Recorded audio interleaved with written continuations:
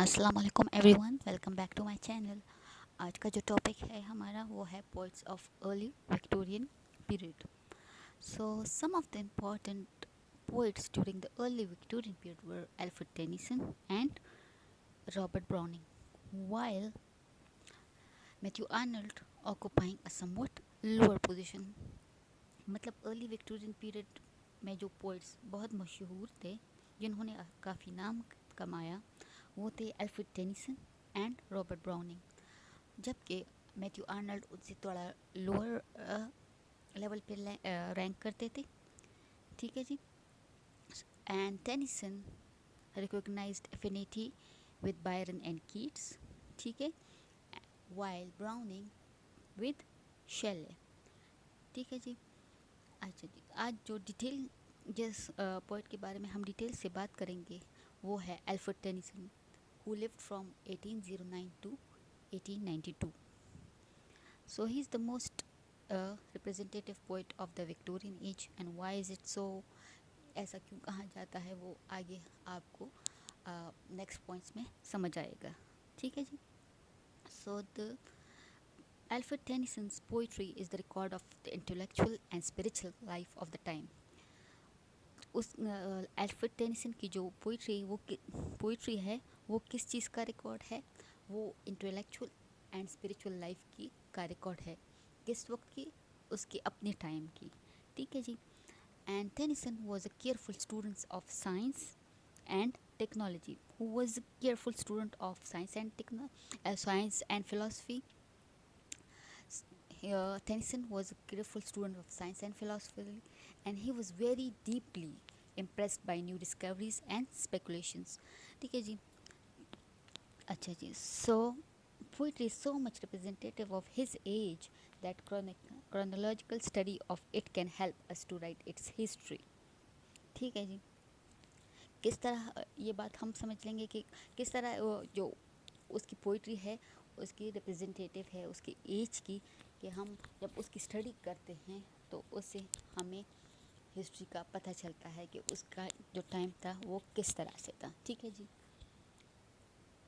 The next point is that his real greatness, Tennyson's real greatness of him as a poet lies in his being supreme artist, and he is a master of imaginative deception as it is seen at its best in the Lotus Eater. अच्छा, इसकी जो मशहूर poem है the lotus eater, what do we see in it? We see in it that he is a master of imaginative deception. ठीक है जी। The next point which we have is that some of his shorter pieces some of his shorter pieces of poetry are Break Break Break, Tear, Idle Tears, Crossing the Bars are among the finest English songs on account of their distinction of music and imagery. ठीक है जी। Break break में tier, idle tears में, crossing the bar में आपको clear distinction समझ आएगी किस चीज़ के बारे में, म्यूज़िक की और इमेजरी की। अच्छा जी। उसके जो कुछ इम्पॉर्टेंट हिस्टोरिकल पोएम्स है वो क्या है? Locksley hall, which he wrote it in 1842. And what does this reflects? It reflects the restless spirit of young England. ठीक है जी। And its faith in science, commerce and progress of mankind. The next we have Locksley Hall, 60 years after. ठीक है जी। मतलब England को किस 60 years after जो फिर define किया गया Locksley Hall 60 years after में। So the poet gives the expression to the feeling of revolution aroused against new scientific discoveries. फिर जब न्यू डिस्कवरीज होती हैं उसके बाद इंग्लैंड कैसा हो जाता है, ये पोएम उसके बारे में है। पहला जो है ना Locksley Hall, before scientific revolution how was England, और इसके बाद जो लॉक्सले हॉल आफ्टर 60 ईयर्स वाला है वो इंग्लैंड के बारे में बात करता है कि वो साइंटिफिक रेवोल्यूशन के बाद किस तरह हो गया था। ठीक है जी। अच्छा, the next we have is the princess.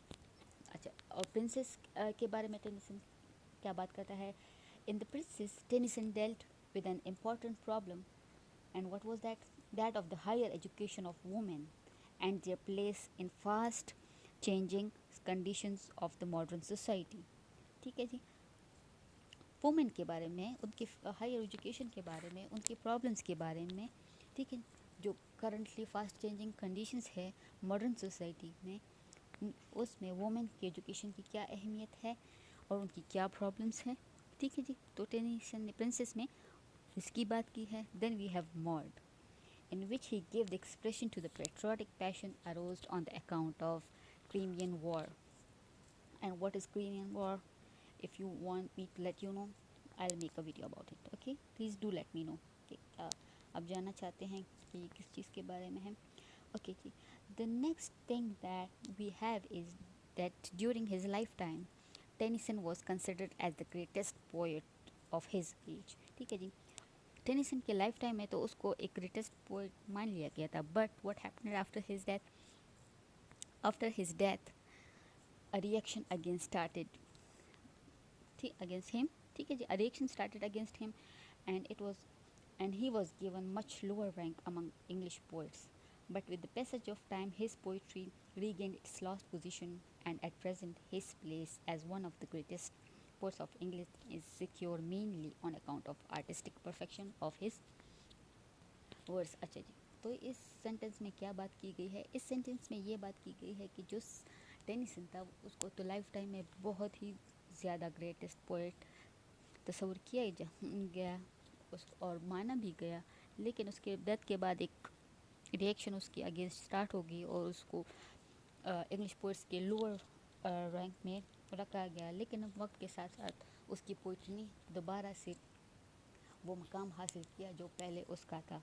And mainly उसकी रीज़न क्या थी? Mainly on the account of artistic perfection in his words. ठीक है जी, the next poet who excelled in poetry in the early Victorian era was Robert Browning, who lived from 1812 to 1889. अच्छा जी, अच्छा, Robert Browning का क्या है कि ये बिल्कुल मुख्तलिफ था. मुख्तलिफ किस तरह? टेनिसन से. टेनिसन का तो अपने लाइफ टाइम में ही was considered as great poet, but Robert Browning का ये था कि उसको डेथ के बाद ही उसको वो रिकग्निशन मिली जो उसे मिलनी चाहिए थी. ठीक है, so Robert Browning after his death on the account of his depth and originality of thought is ranked superior to his death. ठीक है जी, after his. So as we said that the next poet from the early and Victorian period was Robert Browning, who lived from 1812 to 1889. So after Robert Browning's death, on the account of his depth and originality of thoughts, is ranked superior. ठीक है जी, due to on the account of depth and originality of thoughts, Robert Browning is ranked superior. Okay, though Tennyson and Browning were contemporaries, but as poets, what happened? They represented a glaring contrast. जैसा कि मैंने आपको बताया शायद शुरू में कि Robert Browning and Tennyson were completely opposite to each other. Alfred Tennyson जो था उनके अपने लाइफ में ही अपनी पोइट्री की वजह से बहुत हाई रैंक किया गया, जबकि रॉबर्ट ब्राउनिंग के साथ ये मामला उलटता. किस तरह उलटता? उनके डेथ के बाद उनको एक सुपीरियर पोएट करार दिया गया. ठीक है जी, so how were they different? Tennyson always writes about subjects which were dainty and comedy. ठीक है जी, comedy and subjects and dainty were the topics of his poetry, while Browning on the other hand dealt with subjects which are rough and ugly. ठीक है जी, Tennyson's genius is mainly lyrical. जो Tennyson किस तरह लिखता था? Mainly lyrical लिखता था. However, Browning's is predominantly dramatic, and his greatest poems are written in the form of dramatic monologue. ठीक है जी, टेनिसन जो था ज़्यादातर लिरिक यानरा यूज़ करता था, जबकि ब्राउनिंग जो था ही वॉज प्रीडोमिनेटली ड्रामेटिक. ठीक है जी, ड्रामेटिक था वो, और ज़्यादातर जो वो पोइम्स लिखता था it were in the form of dramatic monologue. The next point we have is that his first poem, which is called as Pauline, which was written in 1833, it is an autobiographical fragment of personal confession. ठीक है जी, Pauline is a monologue and it is addressed to Pauline. ठीक है जी, and it has the incidents in the development of a soul. Also, it is a autobiographical fragment of a personal confession. The next we have is, I will try to pronounce it correctly. अगर कोई गलती कर रही हूँ मैं तो I am sorry पहले से माजरत. Pericles, which was written in 1835.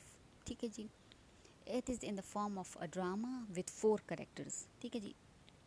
अच्छा, एक बात यहाँ पे समझ ले कि ये जो मैं आपको बातें बताती हूँ किसी पोएम के बारे में, किसी राइटर के बारे में, तो बाज़ औक़ात कुछ चीज़ें मैं आपको बता देती हूँ, वो अपने साथ नोट कर लिया करें, क्योंकि ये पब्लिक सर्विस कमीशन में एज MCQs आ सकते हैं, आपके काफ़ी काम आ सकते हैं. जिस तरह अब पेरिक्लिस के बारे में हम बात करते हैं तो it is in the form of drama which has only 4 characters. Then we have Sordello, which was written in 1840, and then it is again the study of soul. And ठीक है जी, it's the study of soul. It narrates in heroic verse the life of a little known Italian poet. ठीक है जी, ये किस चीज़ के बारे में है? A life of an Italian poet, and it is the study of a soul. Then we have Pepper Passes. In Pepper Passes, which was written in 1841, Browning produced a drama partly lyrical and consisting of isolated theme. ठीक है जी, partly lyrical था और क्या था? Consisting of isolated themes. Okay, the next point we have is that dramatic monologue, जो जिसके लिए Robert browning बहुत ही ज़्यादा मशहूर है. ठीक है जी, so his dramatic monologue volumes are Dramatic Lyrics 1842, Dramatic Romances and Lyrics 1845, Men and Women 1855, Dramatic Personae 1864, Dramatic Idylls in 1879 to 1880. And the next point we have that the important dramatic lyrics are, whose important dramatic lyrics are? Robert Browning. Important dramatic lyrics are Bishop Graham's Apology to Ingandola, Porphyria's Lover, Fra Lepi, The Last Ride Together, Child Roland to a Dark Tower Came, A Grammarian's Funeral, Rabbi Ben Ezra, Propice, and My Last Duchess. Okay, My Last Duchess, Porphyria's Lover, and Rabbi Ben Ezra are some of his most important dramatic monologues. Okay. Then the next point we have is that he's the poet of love, of life, and the will to live. Sorry. ठीक है जी. What kind of poet was he? He was a poet of love, life, and the will to live. Then the chief fault of Browning is his obscurity. And what is obscurity? Obscurity is the insignificance. ठीक है जी. So his chief fault is his insignificance. Okay, during the last 20 years of his life, Browning wrote a number of poems. मतलब उसकी जो ज़िंदगी के last 20 years थे उसने बेतहाशा poems उसमें लिखे. I hope you guys understood what I said.